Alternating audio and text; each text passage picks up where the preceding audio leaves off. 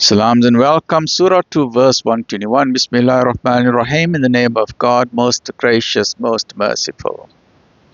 In the name of Allah, most gracious, most merciful. Those to whom we have sent the book, study it as it should be studied. They are the ones that believe therein. Those who reject faith therein, the loss is their own. O children of Israel, call to mind the special favor which I bestowed upon you, and that I preferred you to all others for my message.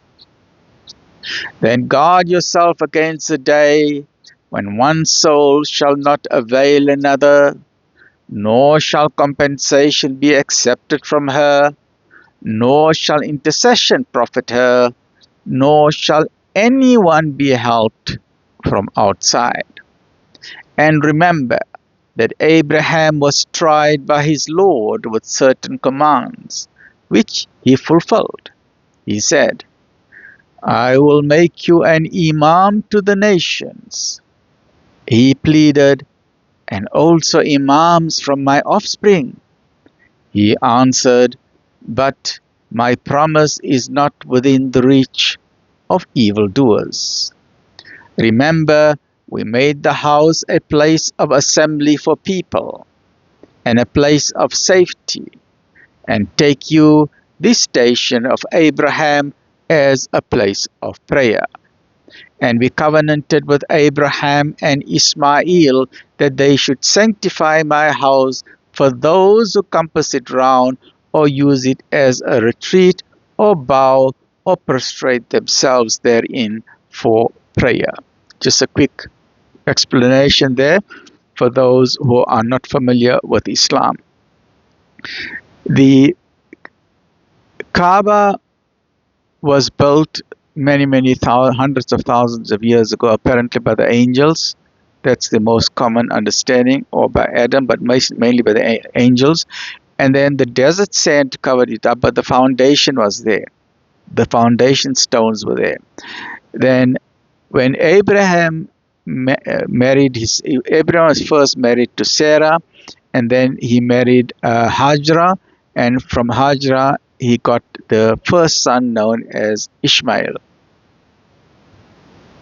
But then enmity or envy occurred between Sarah and Hajar, and she told him to abandon them. So Abraham took them to a deserted valley.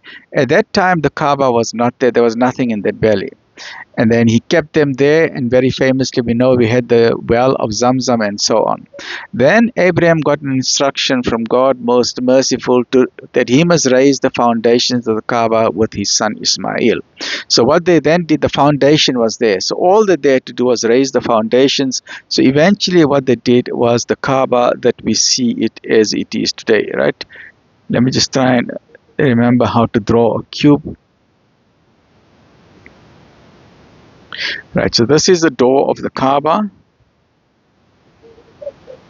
and then here's a black stone, and we have a portion here known as the Hatim, and over here we have a wonderful structure in gold which is known as the Station of Abraham.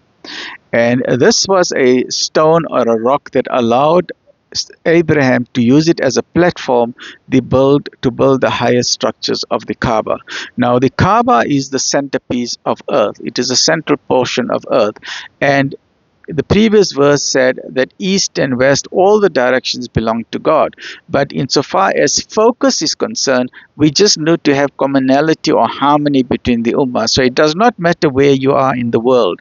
If you're either in the north or in the south or in the east or in the west, everyone follows the Kaaba. So all the directions are inwards towards the Kaaba, the central place. So if you're in the southern part of the world, you're facing in the northerly direction.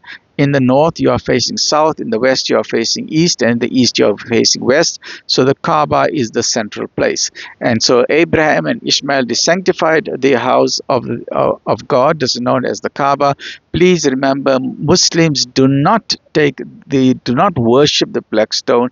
They do not regard the stone as God, as what some ignorant people say on comments, nor do they regard the Kaaba as God. Astaghfirullah.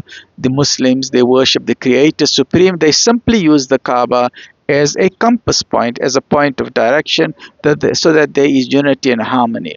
But at the end of the day, it does not matter. You can pray in a mosque, you can pray in the street, you can pray in the subway, because the whole of the earth is a mosque or a place of prayer, right? So we covenanted with Abraham and Ishmael that they should sanctify my house for those who compass it around or use it as a retreat or bow or prostrate themselves in prayer.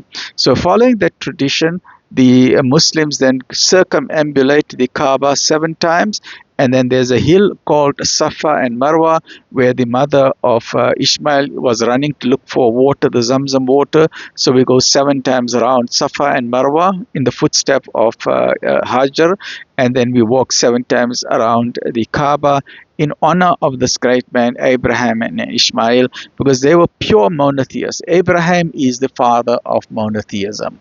Let me just look at the next verse. We can either stop here or we can continue with this discussion. Okay, let's stop here and we'll continue the next verse. Stay well, look after yourself. Alhamdulillah.